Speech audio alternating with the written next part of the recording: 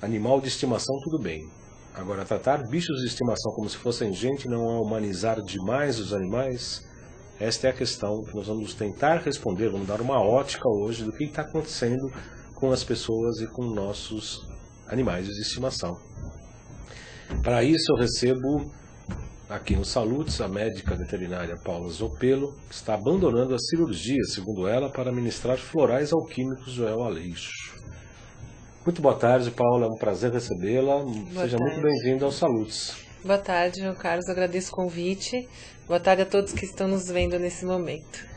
Paula, vamos começar a falar da sua formação. Como surgiu a tua decisão de fazer medicina veterinária?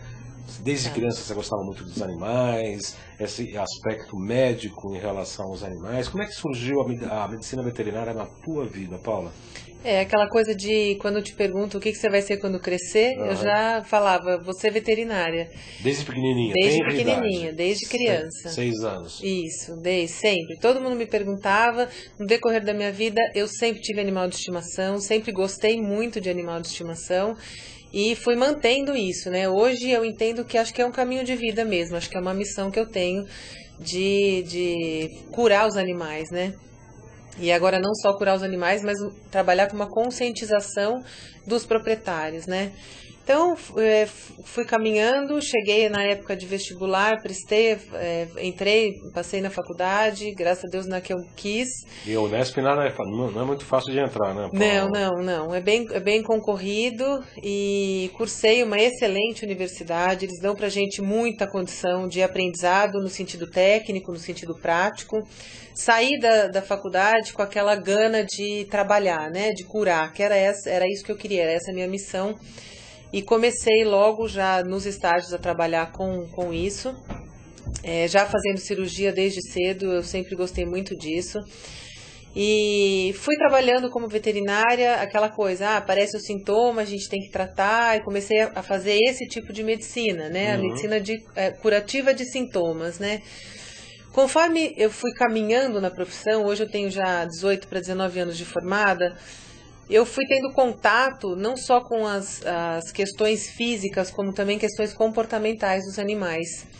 E doenças degenerativas, né? Os animais foram se apresentando a mim não só com uma coceira, um vômito, alguma coisa assim, mas com processos tumorais graves, né?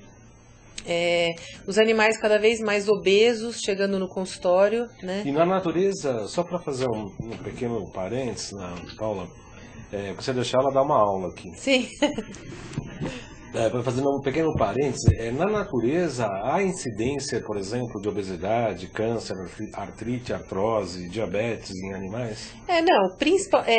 Algumas doenças internas é difícil porque os animais acabam, pela seleção natural, vão morrendo. Os mais fracos, aqueles que menos se adaptam, acabam morrendo e a gente não sabe exatamente. Mas, com certeza, eu posso dizer que não, né? E a obesidade é uma coisa visível. Você não vê, assistindo qualquer programa desses de TV em que passam animais, você não vê nenhum animal obeso, né? Eles não podem ser obesos, naturalmente esse instinto já está neles, né?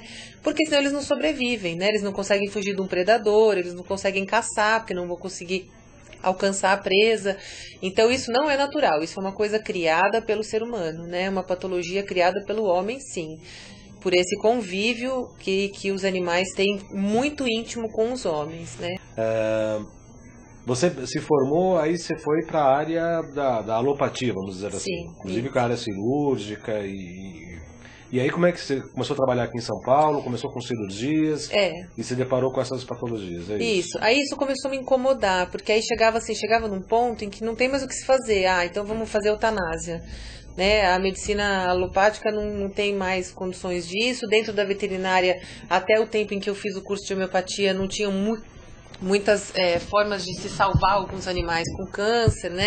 E hoje isso já está bem dentro da oncologia veterinária, já está bem avançado. Sim. Mas isso começou a me incomodar, porque eu falava, como assim, né? Você pega um animal, eu vim para tratar, eu vim para curar e agora eu tenho que sacrificar.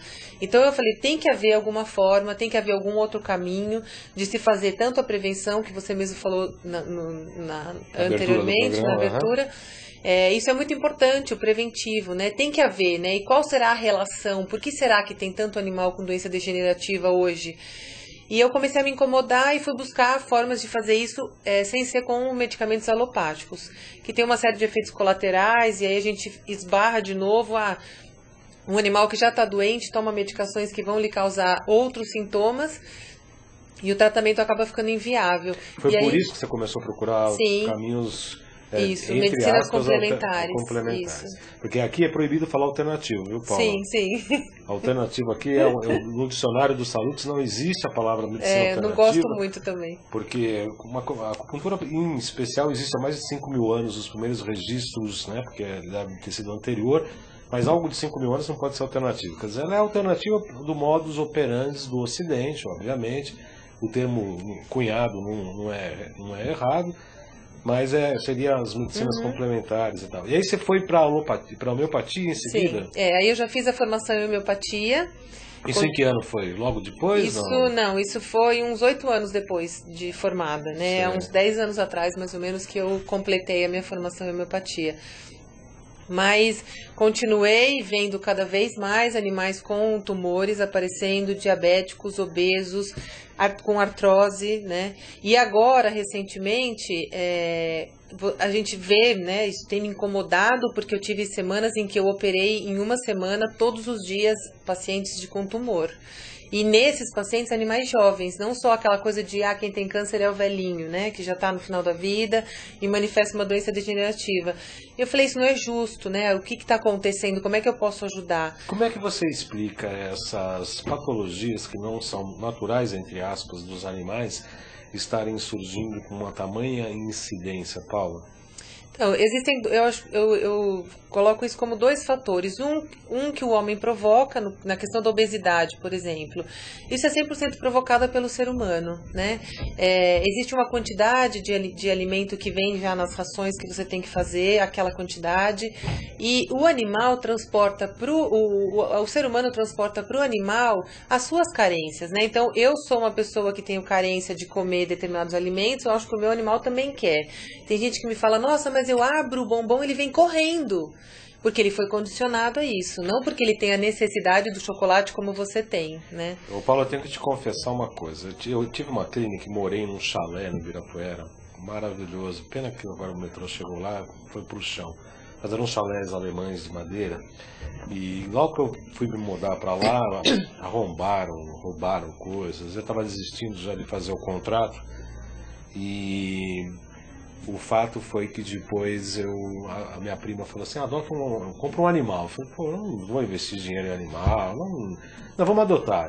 Enfim, fomos lá para a zoonose, adotei eu gosto de cachorro grande, mas eu não tenho um pequenininho, era um pastor de ovelhas, português. Pastor de Shetland? Não.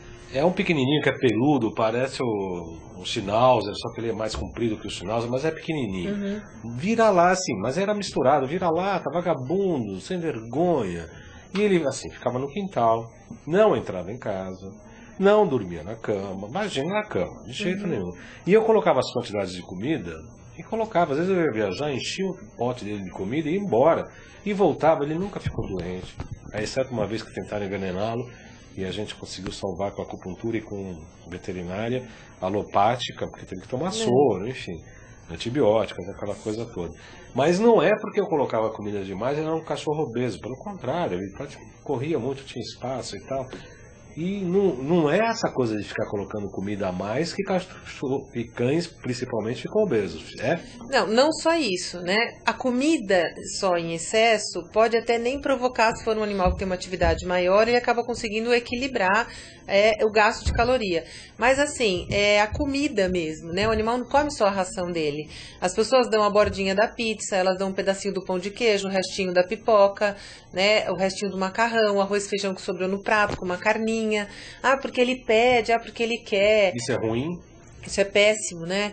Isso tanto para uma doença de boca, de formação de tártaro, o cachorro não escova o dente, né? Aquilo que sobra de resto de comida, calcifica, vira o tártaro. E o animal fica engolindo bactéria, que vai lá para o rim, pode depositar numa válvula cardíaca e dar uma doença futura. Como pela questão da obesidade, né? Muitos alimentos que a gente come, o organismo do animal não está preparado para metabolizar isso, né? Então você vai dando açúcar demais, a gente come muito açúcar, as pessoas estão muito obesas, né? E os animais, por consequência, consequência, estão ganhando essa obesidade dessa questão descompensada do ser humano, né? Então, meu cachorro come muita ração, não engorda. Ok, também concordo, ele pode ter um metabolismo que compense, né? Mas os excessos alimentares, alimento de pessoa é alimento de pessoa, né? Não de cachorro. Então, a gente acha que porque você come a bordinha da pizza do prato do seu companheiro ali que está com você, ou que você come aquele bombom de sobremesa, o seu cachorro também precisa disso. Ele não precisa. Ele aprende a pedir e se torna desconfortável, porque eu tenho animal de estimação, eu sei como é que é. Ele sentem o cheiro. O que você tem? Me conte. Hoje eu tenho um cachorro e 3 gatos, mas já tive 7 gatos, 3 cães, já tive no meu sítio 12 cães, porque nesse decorrer de 18 anos de profissão, eu fui adotando animais que sofreram maus tratos, que não tinham uma pata, que eram cegos, e fui pegando, né, aquela coisa de querer salvar o mundo no começo da profissão. Eu fui adquirindo, mas aí eu vi que não adianta você fazer coleção de bicho, né? Animal não pode ser colecionado. Animal tem que ser especialmente adquirido, amado, tratado com todo carinho, mas diferente do que você trata uma pessoa, né? É interessante, nós vamos falar dessas relações do homem com o animal, bem como você ter um bicho de estimação logo mais, Paula. Antes disso, porém, eu gostaria ainda de esmiuçar um pouco, explicar mais para o teleinternauta como é que você estava falando de 2 modos que as patologias surgem, né? Das humanas por os animais. Como é que dá essa migração? Então, uma delas que eu falei, como por exemplo a obesidade, o diabetes, são doenças que o homem pode estar provocando com os excessos alimentares, né? O sedentarismo é uma outra coisa que os animais hoje, assim como as pessoas, são sedentários, né? Ninguém mais não, mas a vida das pessoas está muito corrida, as pessoas saem tem pouco tempo para os seus animais, né? Elas adquirem para agregar, mas acaba que o animal fica lá um pouquinho encostado, ou porque o filho olhou, gostou, meu filho quer um cachorrinho, mas aí ninguém quer cuidar, ninguém quer passear. Porque dá trabalho ter animal, né? Dá trabalho, eu tenho criança e eu passo por esse problema. Eu falo para as minhas filhas, então, mas quem queria o cachorro mesmo, né? Então o cachorro precisa de carinho, ele precisa dos cuidados pessoais, ele precisa de um passeio, ele precisa de exercício, assim como a gente. Tudo aquilo que você falou na chamada serve pro animal. Sim. Aquilo que a pessoa não faz para ela, não faz pro animal também, né? Então os animais então nesse sentido que o homem acaba provocando, né, doenças nos animais.